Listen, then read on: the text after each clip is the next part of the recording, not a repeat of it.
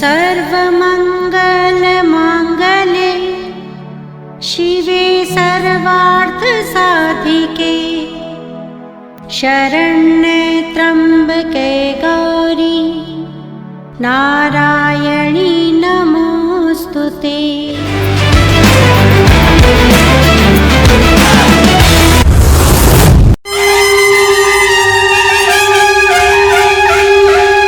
देवी भागवत कथा करवाने हेतु संपर्क करें 8787257418 पर।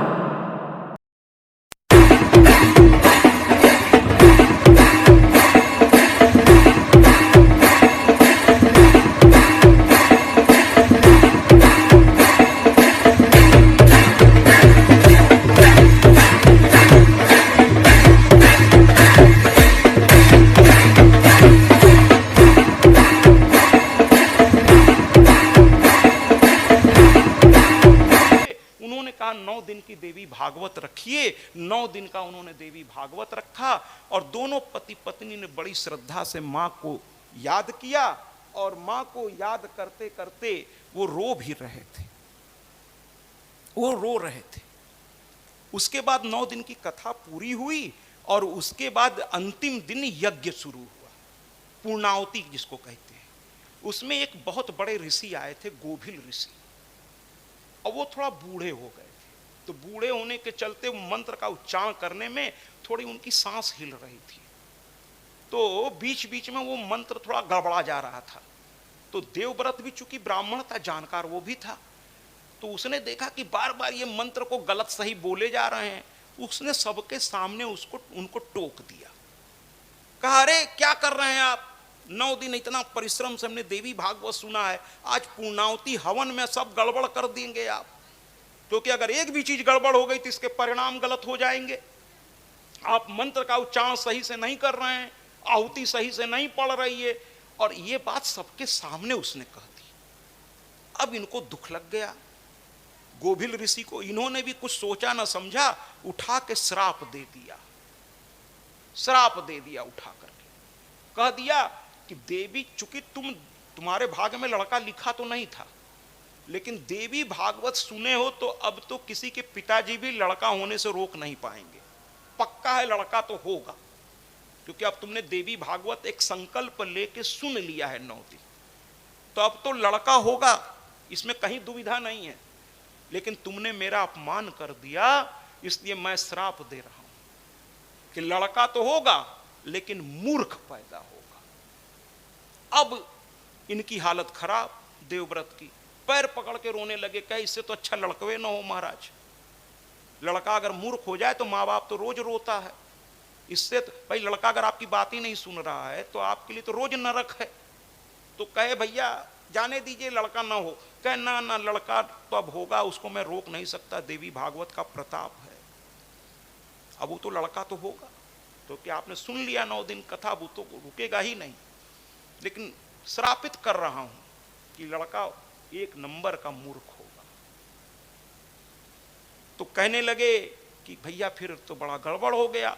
अब वो फूट फूट के रोने लगे, अपने गुरु के पास भाग के गए कि जो आपने कहा मैंने किया है। तो कहे किया तुमने, लेकिन एक संत का साथ में, तो आपके घर में कोई अतिथि आ जाए, संत रूप में आ जाए, उसका सम्मान करिए, उसकी सेवा करिए। अपमान, अरे जिंदगी भर के लिए थोड़ी आया है आपके घर में, कुछ दिन के लिए आया है, खूब सेवा करके उसका आशीर्वाद लेकर उसको विदा कर दीजिए।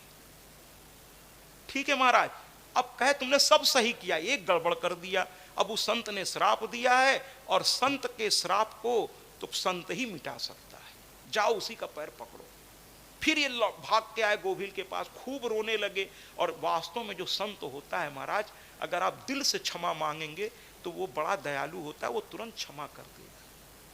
अंत में गोभिल ऋषि ने क्षमा कर दिया, लेकिन कहा देखो अब श्राप का असर तो पड़ेगा, लेकिन एक वरदान देता हूं कि चूंकि देवी भागवत से ये लड़का होगा तो इसमें देवी की भक्ति पक्की बात है कि होगी। देवी भागवत के द्वारा प्रेरित होकर अगर आपके घर में कोई पुत्र आ रहा है तो वो मर्यादा तो उसमें होगी, वो मां का भक्त भी होगा। और जो मां का भक्त है वो गलत काम करता नहीं है। वास्तव में जो मां का भक्त है तो कहे चूंकि अब ये देवी भागवत के द्वारा प्रेरित होके तो माँ की भक्ति होगी, और किसी दिन ये माँ की भक्ति से प्रभावित होकर इसकी अंदर की अंतरात्मा जगेगी, और जिस दिन जगकर इसने देवी की आराधना शुरू कर दी उस दिन से मेरा श्राप अपने आप खत्म हो जाएगा, ये पुनः विद्वान हो जाएगा। इसके बाद ये बात आई गई होगी। अंत में इनके यहाँ 9 महीने के बाद एक बड़ा सुंदर पुत्र पैदा हुआ जिसका नाम इन्होंने रखा सत्यव्रत। पहला इसका नाम था उतथ्य। उतथ्य नाम इसका रखा। लड़का धीरे धीरे बड़ा हुआ, ब्राह्मण का था तो इसको संध्या बंदन आना चाहिए था 3 समय की, और गायत्री मंत्र आना चाहिए, और भी बहुत से चीज़ों की जानकारी उसे होनी चाहिए। गुरुकुल भेजा उन्होंने सीखने के लिए, लेकिन आज देखिए ब्राह्मण भी अपने ब्राह्मणत्व से अलग हो रहे हैं, इसीलिए ब्राह्मण अब थोड़ा उनमें वो शक्ति नहीं रह रही है ना। कहना नहीं चाहिए, मैं सबकी बात नहीं कर रहा हूं, लेकिन कुछ ब्राह्मण मदिरा भी पी रहे हैं महाराज, है ना, मांस भक्षण भी। मैं सबकी बात नहीं कर रहा हूं, कुछ लोगों की बात कर रहा हूं। कुछ लोग ब्राह्मण का काम छोड़ करके महाराज वो पता नहीं क्या क्या कर रहे हैं, जबकि हम लोग ब्रह्मा के मुख से प्रकट हुए हैं। हमारा काम बहुत आदर्शवान होना चाहिए। अगर हम ब्राह्मण के काम को ठीक से करें तो हमारे में इतना तेज आ जाएगा महाराज कि कुछ पूछने को नहीं है।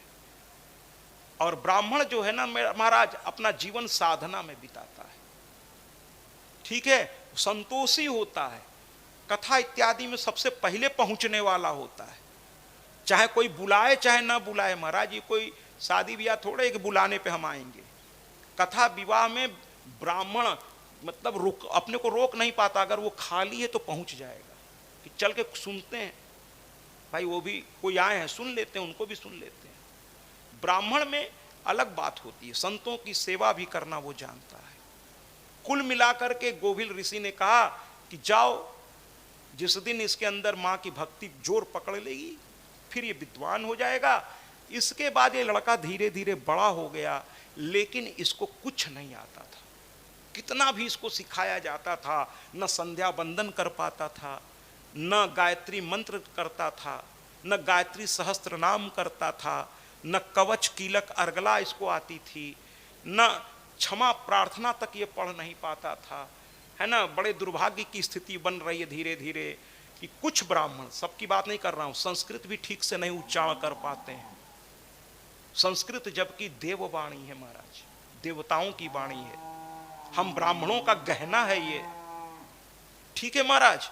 तो कहने का तात्पर्य ये है कि इस लड़के को कुछ नहीं आता था। अब जानते तो है ही हैं, अगल बगल कुछ ऐसे लोग होते हैं जो मौके की तलाश में रहते हैं कि मजाक कैसे उड़ाया जाए, और कुछ नहीं मिल रहा है तो अंदर अंदर जल भून रहे हैं, लेकिन जैसे ही मौका मिलेगा मजाक उड़ाने में सबसे पहले आएंगे। तो उनके अगल बगल भी कुछ लोग थे, अब उनको मौका मिल गया, अब वो इसका मजाक उड़ाने में लग गए। किसका? देवव्रत का। अरे देखो इसका लड़का पागल है, अरे इसके लड़के को कुछ नहीं आता, अरे देखो ये वही बाप है, बड़ा कहता था लड़का लड़का लड़का, लड़का तो हुआ लेकिन 1 नंबर का मूर्ख है। अगल बगल और भी ब्राह्मण रहते थे, सब इसका मजाक उड़ाने लगे कि ये देख लो, ये जा रहा है देवव्रत, इसका लड़का संध्या बंदन नहीं जानता, गायत्री मंत्र नहीं जानता, योगोपवीत कैसे पहनना चाहिए वो नहीं जानता, ये देख लो देवव्रत। सब हंसते थे। देवव्रत सर झुकाए चुपचाप चला जाता था, कुछ जवाब किसी को नहीं देता था, जानता था मेरा लड़का मूर्ख है, क्या कर सकते हैं। एक दिन क्या हुआ, देवव्रत आगे आगे और उनका लड़का उतथ्य पीछे पीछे। देवव्रत को पता नहीं था कि पीछे लड़का आ रहा है। देवव्रत अपना चुपचाप सर झुकाए रोज की तरह निकल रहा था घर से बाहर, और लोगों ने मजाक उड़ाना शुरू कर दिया, देखो देखो देवव्रत आ रहा है, अरे इसका लड़का मूर्ख है, अरे कैसा ब्राह्मण कुल है ये, बताओ मूर्ख लड़का है, एक मंत्र ठीक से नहीं बोल पाता है, क्या आहुति देगा, क्या यज्ञ इत्यादि अनुष्ठान इत्यादि ये करवा पाएगा, अरे ऐसा मूर्ख लड़के से तो अच्छा था न होता। और देवव्रत सर झुकाए, उसके आंखों से आंसू निकल रहा है। उतत्थ पीछे आ रहा था। जब उसने अपने पिता की ये दशा देखी तो वो रोने लगा, क्योंकि देवी भागवत से वो पैदा हुआ था, उसमें अच्छाइयां थीं। तो कहता क्या है कि बताओ, मेरी वजह से मेरे बाप को ये सब सुनना पड़ रहा है। लड़कों को ये समझना चाहिए कि अगर उनके काम से उनके माँ बाप का सर नीचे हो रहा है तो बच्चों को सोचना चाहिए महाराज कि फिर हमारा जीवन किस लिए। हमारे माँ बाप की मैं मदद नहीं कर पा रहा हूं, हमारे वजह से उनका सर ऊंचा नहीं है, उल्टे नीचा हो रहा है, क्या फायदा इस जन्म का। उतत्थ ने कुछ नहीं सोचा, वो चुपचाप पीछे से निकलकर जंगल की ओर चला गया कि मेरे जीने का क्या फायदा जब मेरी वजह से मेरे बाप का सर नीचे हो रहा है। घर से भागा नहीं, बस जंगल में चला गया। मां की आराधना की और मां की आराधना करके महाराज एक जगह अकेला पाया और वो इतने दिन से वो बहुत दुखी था, वो बैठकर रोने लगा जोर जोर से। और आज उसकी भक्ति अंदर से जग रही है। देवी भागवत से पैदा हुआ है महाराज, कोई आम लड़का नहीं है। लड़के दो तरह से पैदा किए जाते हैं महाराज, सुन लीजिए, एक वासना से और एक उपासना से। हम लोग आजकल जो लड़के पैदा कर रहे हैं महाराज, अधिकतर वासना से पैदा कर रहे हैं। वासना से जो लड़का पैदा होगा वो पुत्र नहीं होगा महाराज, वो पुत्री नहीं होगा, वो लड़का या लड़की पैदा हो रहा है। पुत्र पुत्री नहीं हम लोग पैदा कर पा रहे हैं। वासना से पैदा होने वाला लड़का या लड़की है, पुत्र और पुत्री नहीं है। अब आप कहेंगे दोनों में अंतर क्या है महाराज। पुत्र का मतलब होता है जो पू नामक नरक से हमको त्राण दे दे, यानी पिता को मां को पू नामक नरक से जो निकाल दे अपने कर्मों से, वो है पुत्र। और लड़का, इसके तो नाम से ही स्पष्ट है महाराज कि लड़का यानी हर चीज आपसे लड़ के ले लेगा। आप उससे मर्यादा की उम्मीद कैसे करते हैं। अगर आप मदिरा पी के वासना से अगर बच्चे को पैदा किए हैं तो आप उससे उम्मीद कैसे करते हैं कि वो मर्यादा में काम करेगा। या आपने वासना से ही, तो कम से कम पूजा पाठ करिए, घर में अनुष्ठान पूजा पाठ ये सब रखवाइए, घर का वातावरण ऐसा बनाइए, फिर देखिए कैसे लड़का आपका गलत रास्ते पे जा सकता है। नहीं जाएगा। जब घर पे पूजा पाठ होगा वो भी बैठेगा, सुनेगा, कुछ तो समझेगा महाराज। इसलिए इस तरह की कथाएं रखवाइए, लेकिन विद्वानों को बुलाइए, जिनको वास्तव में इसकी जानकारी, उनको बुलाइए। पैसा तो खर्च हो ही रहा है महाराज, लेकिन सही जगह पे खर्च करिए। ऐसे व्यक्ति को बुलाइए जो कुछ सिखा दे आपको, समाज को। आप समझ रहे हो। तो कुल मिला करके ये रोने लगा, फूट फूट के रोने लगा। इतना रो रहा था और हिचकी बंध गई इसकी, और इसने एक हाथ उठाया मां की ओर। माने मूर्ख था, लेकिन देवी भागवत से पैदा हुआ था। तो जरा देखिए, हाथ उठा करके मां से आज कह बैठा कि मेरे जीने पे लानत है। अगर मेरी वजह से मेरे पिता रो रहे हैं तो मैं जी के क्या करूंगा। बोल साचे दरबार की। सारे भक्त कह रहे हैं। आज गोपालपुर के लोग भी मेरे साथ हैं, श्रीमन जी हैं तो उनका परिवार तो है ही है। आज सभी लोग, बाकी लोगों से भी हम लोग कह रहे हैं कि माँ का पंडाल है। और देखो, जो माँ के दर आ गया, देखिए इतना मूर्ख लड़का उतथ्य, जब माँ को पुकारा तो माँ प्रकट हो गई महाराज। लेकिन हम भक्त भी आज सभी का आवाहन करते हैं और कहते हैं हम तो आ गए, बाकी लोग कब आओगे। क्योंकि माँ के दरबार में जो भक्त होता है वो यही कहता है कि मैं तो माँ की भक्ति में जीवन बिता लूंगा, लेकिन जो अब भी माँ की भक्ति में नहीं आएगा उसका क्या होगा। भक्त की चिंता सिर्फ अपने लिए नहीं होती। वो तो पूरे कबीर कहते थे कि कहते ना, सुखिया सब संसार है, खाए अरु सोवे, दुखिया दास कबीर है, जागे अरु रोवे। कहते कबीर मैं अपने लिए नहीं रोता, मैं तो इस संसार को देख के रोता हूँ कि वो भूल गया है कि वो आत्मा जो है परमात्मा का ही अंग है। इस संसार में आके ऐसे संसार में फंस गया है कि वो भगवान को भूल गया है, और भगवान भूल गया तो फिर उसे नाना प्रकार के कष्ट होंगे कि आपने कोई पाप किया है। ना ना ना, ये मेरा बिल्कुल कहने का मतलब नहीं है। मेरे कहने का मतलब है कि हम सभी संसार में ना जाने दिन भर कितना कुछ करते हैं, कभी जाने अनजाने में अच्छा भी करते हैं और कभी बुरा भी करते हैं।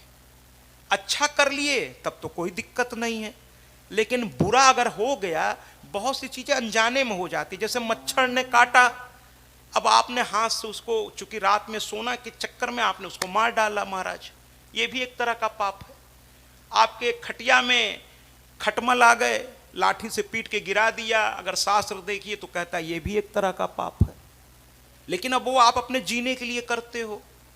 कीट पतंगे खेत में हैं, उसके लिए कीटनाशक दवा डालते हो।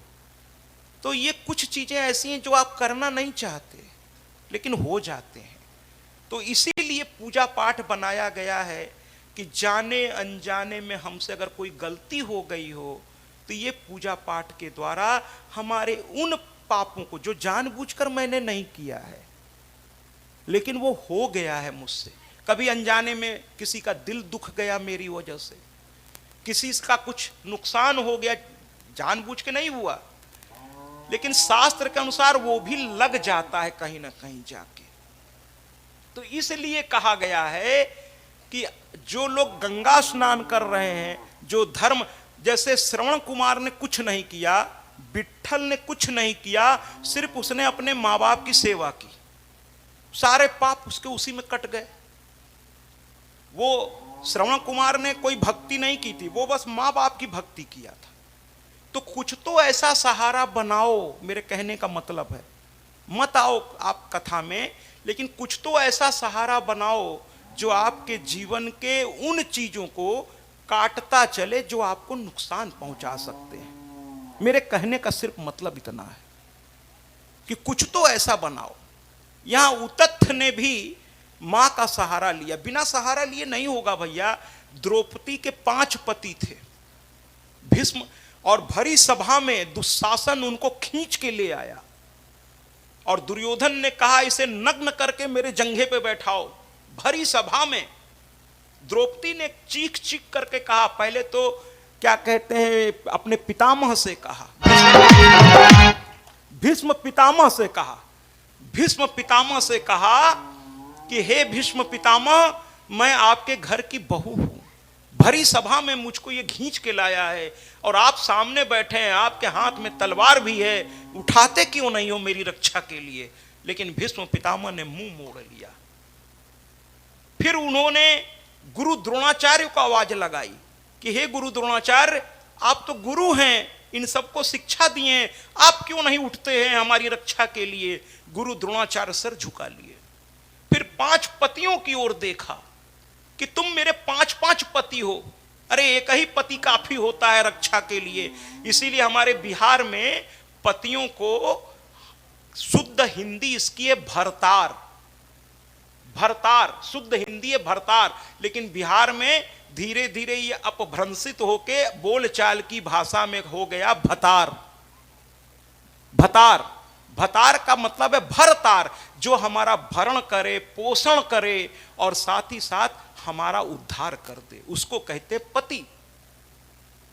ठीक है महाराज। तो कहने का मतलब यह है कि 5 पतियों को आवाज दी मेरी रक्षा करो।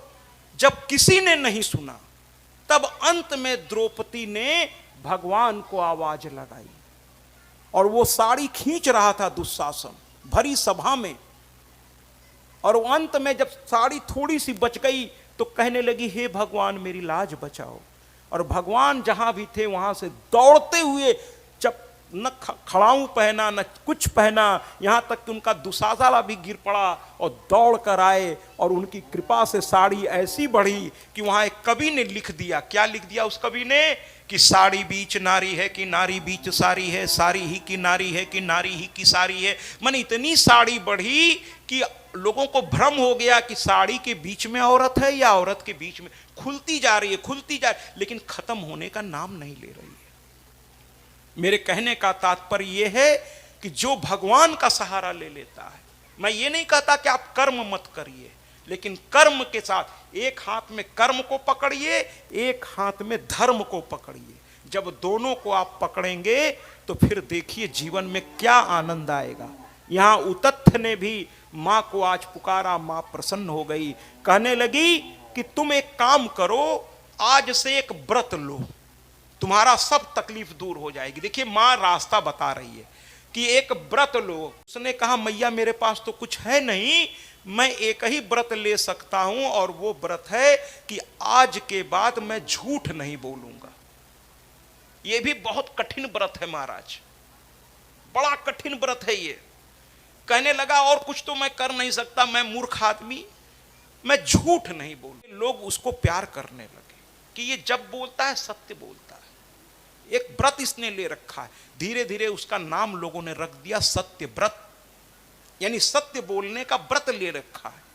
और सत्य व्रत हमेशा सत्य, और दिन भर मां का नाम जपता था, जय माता की, जय माता की, जय माता की, जय माता की। और तो उसको कुछ आता नहीं था, मूर्ख था, तो कहा जय माता की, जय माता की, जय माता की, जय माता की, जय माता की, जय माता की, जय माता की, जय माता की, जय माता की। दिन भर यही कहता था और सत्य बोलता था। एक दिन क्या हुआ कि एक सूकर, अब चूंकि व्यासपीठ है, मैंने कहा ना व्यासपीठ की बहुत सारी मर्यादा है, तो अब यहां से मैं वो शब्द नहीं बोल सकता था, लेकिन आपको समझाने के लिए बोलूंगा कि आम चाल की मतलब भाषा में सूकर को सुअर कहते हैं।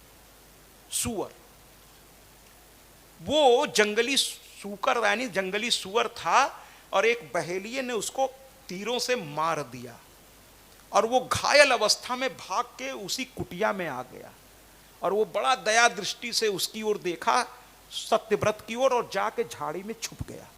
तब तक पीछे से बहेलिया आ गया, कहने लगा महाराज आप तो सत्य बोलते हैं। अब कहा हाँ, तो कहा बताइए, अभी मैंने एक सुअर को मारा है, उसको मार के ले जाऊंगा, 3 दिन से मेरे बच्चे भूखे हैं, उसको मार के उसके मांस का तो भोजन बनेगा और उसके चमड़े को बेच के कुछ पैसा पाऊंगा, उससे मेरे परिवार जीवित रहेगा, मेरा काम ही यही है। अब इसने सोचा कि अगर मैं सत्य बोल के बता दूंगा वो झाड़ी में बैठा है तो ये मार के ले जाएगा, है ना। महाराज सूकर जो है छुपा था, अब ये कहा कि अगर मैं बोल देता हूं वहां है तो ये मार डालेगा। अब सत्य बोलने का मैंने व्रत ले रखा है, करूं तो क्या करूं। अचानक से उसको मां की याद आ गई, और एक बार उसने मां को फिर से प्रणाम करने की सोची। एक तरफ ये कह रहा है मेरे बच्चे भूखे हैं, एक तरफ उसकी जान है, दूसरी ओर मेरे सत्य का व्रत है। अब उसने हाथ जोड़ के दोनों आंखों में आंसू बहने लगे, दरबार की अंदर प्रकट हो गई। बोलिए ना सरस्वती मैया की, दुर्गा मैया की, महाकाली की, महालक्ष्मी की, महासरस्वती की। इस प्रकार से मां सरस्वती का उदय हुआ, और अब उसके अंदर ज्ञान आ गया महाराज, ज्ञान आ गया। पर मां प्रसन्न हो गई, अंदर से सरस्वती प्रकट हो गई और उसको ज्ञान आ गया। और आते ही कहता क्या है बहेलिया से, उसने तो संस्कृत में कहा है, मैं उसको हिंदी में आपको बता देता हूं। उसने कहा हे बहेलिया तुम क्या पूछ रहे हो बार बार। अरे भैया जो आंख देखती है, ध्यान से सुनिए, वो झूठ भी नहीं बोला और जान भी बचा लिया। कहता है जो आंख देखती है वो बोल नहीं सकती, और जो मुंह बोलता है वो देख नहीं सकता। तो देखने वाला बोल नहीं सकता, बोलने वाला देख नहीं सकता, तो तुम बार बार क्यों कह रहे हो कि क्या देखे हो बताओ। अब देखा तो आंख ने, लेकिन वो बताए कैसे। ये कहकर वो चुप हो गया। बहेलिया हंसने लगा, कहे महाराज जी बड़े समझदार है महाराज, झूठ नहीं बोले और साथ में उस सूअर का पता भी नहीं बताए।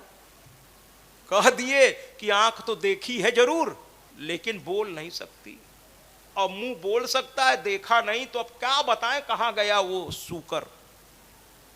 अब बहेलिया हाथ जोड़ के चला गया।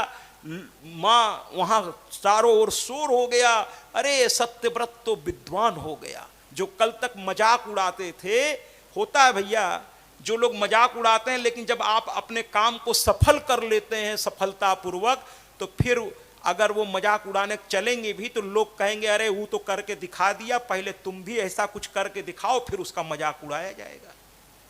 अगर उससे भी बड़ा कुछ करके दिखा दो तब तो मजाक उड़ाओ, लेकिन तुम तो उतना भी नहीं कर पाए जितना उसने करके दिखा दिया। तो कुल मिलाकर अब लोगों का मजाक करने का मुंह बंद हो गया, सब सर झुका लिए क्योंकि ये विद्वान हो गया। लोग प्रशंसा करने लगे कि ऐसा मां का भक्त बना तुम्हारा लड़का देवव्रत कि आज पूरे कुल का उद्धार कर दिया। मां के भक्त ने पूरे कुल का उद्धार कर दिया। बोलिए ना जगदम्बा मात की। अगली कथा एक और छोटी सी कथा आज उठाएंगे, उसके बाद बात समाप्त कर देंगे। अब ये हरिश्चंद्र के पिता की कथा है। राजा हरिश्चंद्र नाम सुना होगा आपने, आप सभी विद्वान लोग हैं, नाम सुना होगा हरिश्चंद्र जो हमेशा सत्य बोलते थे। तो देवी भागवत में इनके पिता हैं, इत्तेफाक से उनका नाम भी सत्यव्रत था और वो राजा अरुण के पुत्र थे। अयोध्या नरेश राजा अरुण के पुत्र थे। सत्यव्रत उनका नाम था, लेकिन वो नाम का सत्यव्रत था। वो बड़ा दुष्ट लड़का था। वो जो मन में आता था वही करता था, जो मन में आता था उसको वही करना रहता था। वो एक दिन क्या हुआ, घूमते हुए जा रहा था और घूमते घूमते उसने क्या देखा, एक ब्राह्मण की लड़की की शादी हो रही है और लड़की बड़ी सुंदर है। और इसको ये नशा था, उसको ये नशा था कि मैं तो राजा का लड़का हूं, मैं जो चाहूं कर सकता हूं, मेरा कोई क्या बिगाड़ लेगा। कुछ लोगों को हो जाता है अहंकार ना महाराज, पता नहीं कहां से इंसान के अंदर आ जाता है, पता नहीं उसको क्यों लगने लगता है कि हम ही हम हैं। वो एक फिल्म में मैंने एक डायलॉग सुना था कि हम ही हम हैं तो क्या हम हैं, तुम ही तुम हो तो क्या तुम हो। ये अहंकार नहीं होना चाहिए इंसान के अंदर। इंसान अहंकार के जब वशीभूत हो, अहंकार उसकी बुद्धि सबसे पहले, रावण को भी अहंकार हुआ इसीलिए बुद्धि भ्रष्ट हो गई, कंस को भी अहंकार हुआ, बुद्धि भ्रष्ट हो गई। मैं आप सब से हाथ जोड़ के कहता हूं, मैं तो बहुत छोटा हूं आपसे, उम्र में नहीं महाराज, हर चीज में, धन में, दौलत में, विद्या में मैं आपसे बहुत छोटा हूं।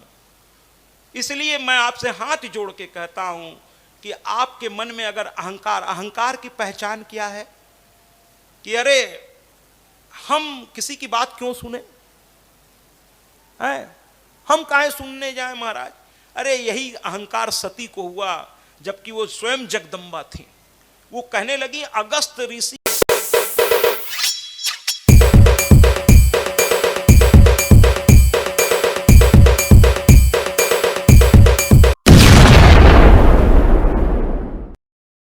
सत्याजी महाराज देवी भागवत कथा व्यास। सत्याजी महाराज से समस्त सोशल मीडिया प्लेटफॉर्म पर जुड़े। अब गूगल पर भी उपलब्ध सत्याजी महाराज।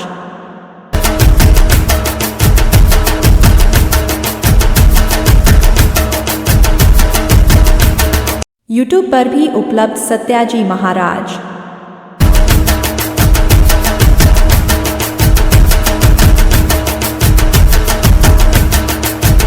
इंस्टाग्राम पर भी उपलब्ध सत्याजी महाराज।